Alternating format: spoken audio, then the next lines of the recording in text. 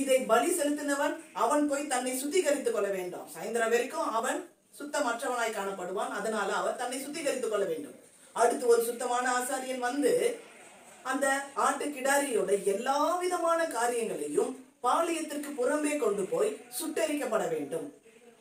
நல்ல கவனிங்க, ஆசரிப்பு கூடாரத்திற்குள்ளார எங்கு பலி செலுத்த வேண்டுமோ அங்கே மாத்திரமே தான் பலி செலுத்த வேண்டும்.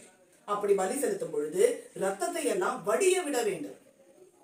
பலி செலுத்தும் பொழுது ரத்தம் எடுத்து அதை பலி செலுத்த மாட்டார்கள், சாணியை பலி செலுத்த மாட்டார்கள். ஆனா இங்க சொல்லப்பட்ட பலி ஆசரிப்பு கூடாரத்திற்கு முன்பதாக செய்யப்பட வேண்டியதில்லை, பாளையத்திற்கு புறம்பாக செலுத்த வேண்டும்.